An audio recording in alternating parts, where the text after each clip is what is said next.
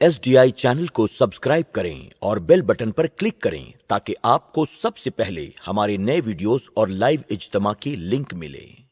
एक हदीस पाक और पढ़ता हूँ रौदतुश्शुहदा के हवाले से।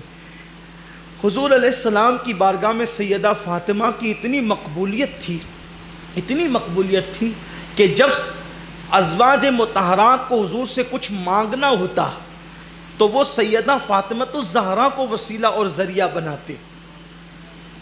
इसीलिए हमारे बुजुर्गों ने फरमाया कि अगर दुआ की कबूलियत में ताख़ीर होती हो तो सैयदा फातिमतुज़ ज़हरा के वसीले से दुआ करना चाहिए। हुजूर को बहुत पसंद, बड़ी पसंदीदा ज़ात है हुजूर की सैयदा फातिमतुज़ ज़हरा। बहुत मोहब्बत की मेरे आका ने अपनी इस बेटी से, चहीती लाडली बेटी से। बहुत लाडली थी, बड़ी चहीती थी, बल्कि इतनी चहीती थी कि जब सैयदा फातिमा की शादी हो गई तो हज़रत मौला अली को जो किराए का घर मिला वो थोड़ी दूर पे मिला। तो हुजूर अलैहिस्सलाम बेचैन रहने लगे और किसी ने अर्ज़ किया, या रसूल अल्लाह आजकल आप बेचैन रहते हैं। आका ने फरमाया कि फातिमा मेरे घर से दूर हो गई है इसलिए बेचैन रहता हूँ।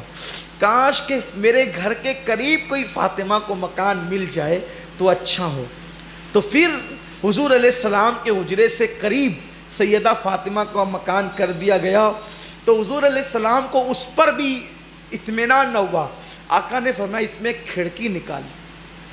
इसमें खिड़की निकालो ताकि जब मुझे याद आए मैं अपनी बेटी को देख लिया करूं। यानी इतनी भी दूरी गवारा नहीं की, इतनी भी दूरी कि हुजूर अलैहिस्सलातु व तस्लीम के घर से निकल के उनके घर में जाए, इतनी दूरी भी गवारा नहीं, बल्कि खिड़की बनवाई कि मुझे कभी भी उसकी याद आए तो मैं उसका चेहरा देख लिया करूं। और इसीलिए मैं कभी कभी सोचता हूं कि हुजूर अलैहिस्सलाम के जब विसाल का वक्त था तो अल्लाह के हबीब ने अपनी बेटी के कान में एक बात कही। सब ने पूछा, रोने लगी थी ना आप, रोने लगी थी, तो लोगों ने पूछा कि हुजूर ने क्या कहा।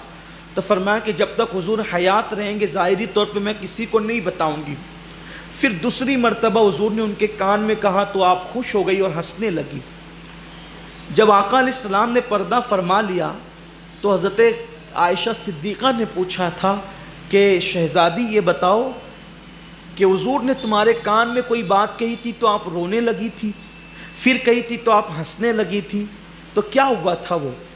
तो कहा आप बता दूंगी क्योंकि हुजूर पर्दा फरमा चुके हैं कि हुजूर ने जब पहली मर्तबा मेरे कान में कहा था तो ये कहा था कि बेटी अब मैं दुनिया से रुखसत होने वाला हूँ, तुम लोगों से जुदा होने वाला हूँ। तो कहा मैं रोने लगी थी।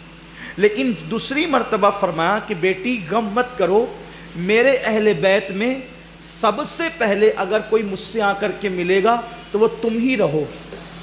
यानी मेरे बाद सबसे पहले मेरे घर वालों में किसी का विसाल होगा, कोई पर्दा फरमाएगा तो कौन? वो तुम ही रहोगी। तो कहा मैं मुस्कुराने लगी थी।